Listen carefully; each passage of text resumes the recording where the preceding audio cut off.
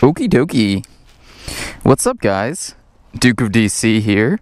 And as you may notice, I'm actually holding the old Duke of DC trusty motovlog cam.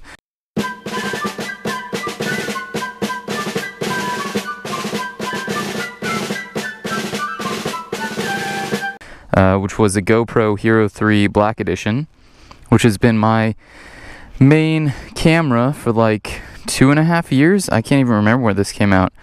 So it's been a while, and it's been amazing, but as you are looking through now, the image that you're seeing is from the GoPro Hero 4 Silver.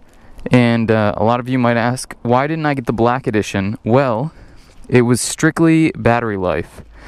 I needed the camera that had the best battery life. What the is this? And, where's it coming from? Son of a bitch. That's coolant. So, damn. First issue with the Tuono ever. Ever. What can you do, yo?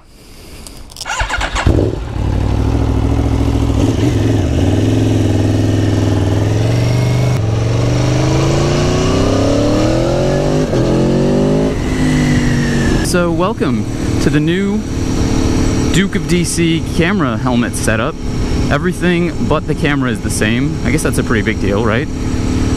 So this is the GoPro Hero 4 Silver. I know I've already said that, but just to stick it in your memory holes. And I'm running on 1080 at 60 frames per second, and it's the Super View. So it's basically taking a big 4x3 and compressing it down. The Super View for me, the selling point there is that you guys can see more of the bike, and that's a really big deal. Let's check out this new camera. So, are you guys liking this? I haven't seen it yet. I'm gonna go back and start editing and either be like, wow, this is awesome, or this is terrible. And I know the smart thing to do would be to like switch it from Super View to just normal wide right now, but I'm gonna keep it in Super View the whole time. I have some faith that's gonna be a pretty sick shot, especially with like this. I want this covered. I want you guys to see the handlebars again, because that was why the chest mount was really important for me in the beginning, was because you could see the dials, the tack, the handlebars really well. And when I moved it to my helmet, my biggest concern was that I was gonna have this floating shot, which if you guys don't know, and you're motovlogging, you're trying to figure out why your videos don't look as good as somebody else's, it's probably because you don't have any frame of reference. Like, the bike is a frame of reference for y'all. I'm not very country, but I say y'all sometimes. Without this bike, it's just like a floating headshot, which is, it's not very good.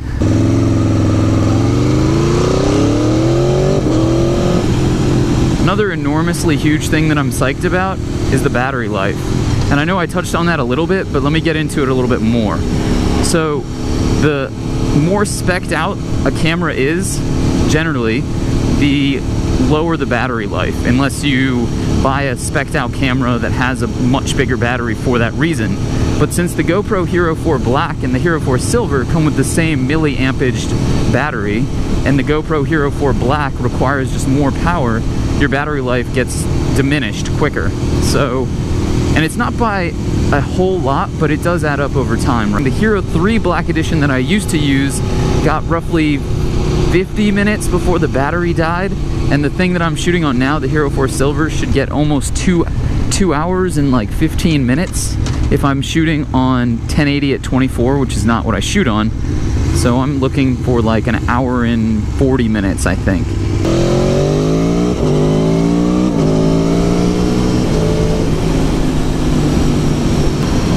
Aside from the obvious battery thing, since that's such a big deal for me, another huge one was just crispness of image and ability to like mess with stuff, right? So Pro Tune is GoPro's kind of professional advanced setting. So when you turn Pro Tune on, you have control over the ISO, the exposure, shutter speed stuff, color, white balance, right?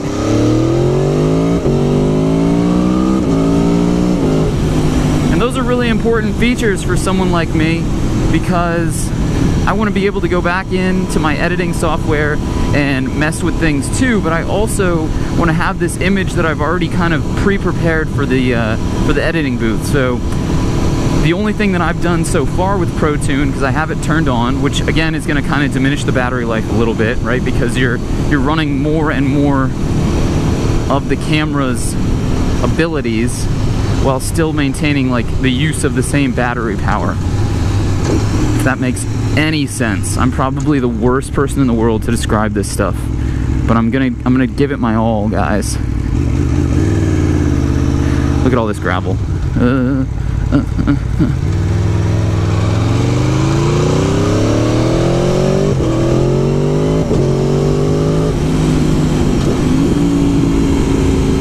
Wow, this is absolutely beautiful. Okay, but what were we talking about? We were talking about battery ProTune. So the only thing I've done with ProTune right now on the Hero 4 Silver is that I've turned it so that the ISO's limit is at 800. And the reason I did that is because the higher your ISO, the grainier your image comes out, right? Because it's compensating for low light. The last thing I want to do is sacrifice image quality to adjust for brightness, especially in my daytime shooting. If I know I'm going to go out and shoot at night, there's only so much you can do, right? You don't have any controlled conditions already when you're outside.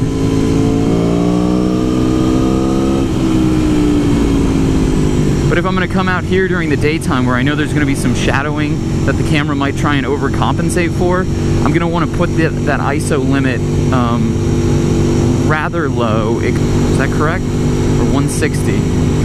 I'm very new into all this photography stuff, so if you guys have a lot of skill in setting up DSLRs and getting the right shots and camera settings, leave a comment down below, hook me up with some advice. I am so open to it. I have not taken a class or anything. I actually went out and I bought a Canon 70D to shoot some of the more like cinematic off-bike stuff, and it just wasn't the right camera for me at the time. It's an amazing camera. It's arguably the best video DSLR that you can buy, you know, up to a certain price range. There's always something better, but I returned it.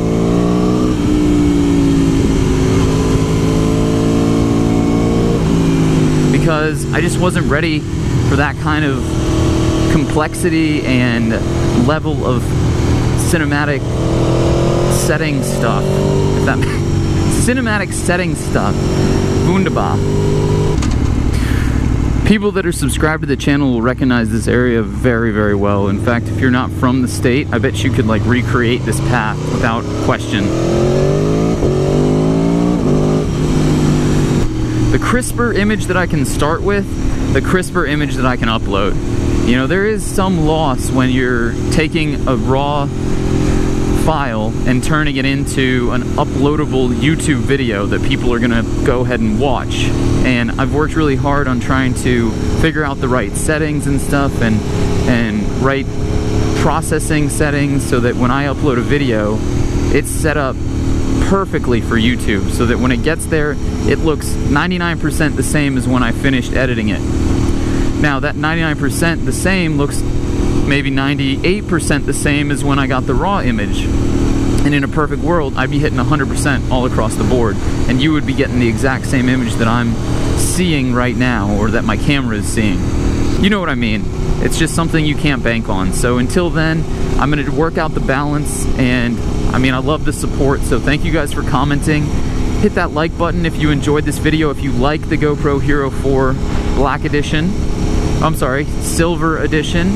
I'm already screwing that up. And yeah, subscribe if you're new. It's kind of hard to get new viewers on these moto vlogs. Most of the new viewers that I get go to the reviews where I do the bike stuff, and that's fine. But it's difficult to capture new audiences. So share this with your friends if you did like it. It helps me out, and we build a bigger audience. We can do cooler stuff. So I will check you guys out on the next one. Peace. Oh, and how rude of me. I forgot to actually peace sign you guys. So I will see you on the next one. Peace. I've actually contemplated starting another channel for daily vlogging, but then I realized my life is boring as shit, and that you guys would stop watching immediately, or you'd call me like terrible names.